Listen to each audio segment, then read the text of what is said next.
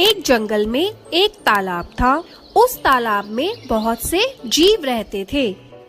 वही तालाब के पास एक वृद्ध बगुला भी रहता था, जो कि बहुत बूढ़ा होने के कारण मछलियों का शिकार करने में असमर्थ हो गया था और अक्सर उसे भूखा ही रहना पड़ता था। एक दिन जब बगुला तालाब के किनारे बैठा था, तब उसे एक तरकीब सूझी और बगुले ने जोर जोर से रोना शुरू कर दिया। बगुले को रोता देख एक केकड़ा तालाब से बाहर आया और बगुले से पूछा, क्या हो गया है बगले, क्यों रो रहा है पगले तू?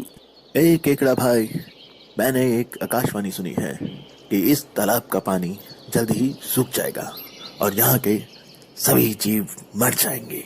बस इसीलिए मेरी आंखों में आंसू है और अम्मी जान कहती थी कि हो सके तो किसी का भला कर दो। अच्छा है। केकड़े ने यह बात तालाब में जाकर सभी को बताई और सभी जीव इकट्ठा होकर मदद लेने बगुला के पास आए और बगुला से बोले, अला बगला भाई, क्या आप हमें सुरक्षित स्थान तक पहुंचा सकते हैं? हाँ दोस्तों, यहाँ थोड़ी दूरी पर ही एक विशाल तालाब है।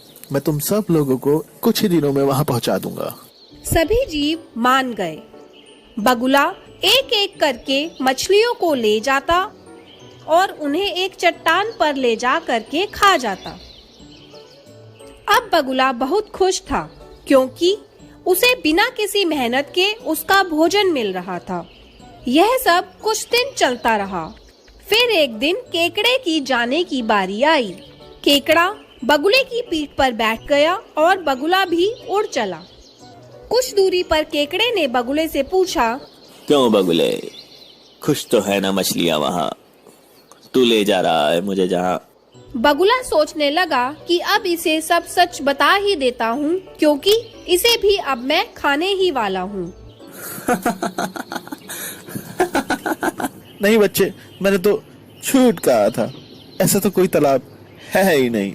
और हाँ, जो मछलियाँ मैं ले गया था वो सारी मछलियाँ मेरे पेट में खुश हैं और अब तू भी वहीं जाने वाला है। केकड़े ने सोचा, यदि यह दुष्ट बगुला जीवित रहा तो उसका और तालाब के सभी जीवों का जीवन संकट में आ जाएगा। यह सोचकर केकड़े ने अपने तेज पंजे बगुले की गर्दन में गाड़ दिए। ये तूने अच्छा नहीं किया बगुले, अब मरेगा बगुला। बगुला धरती पर जा गिरा और मर गया।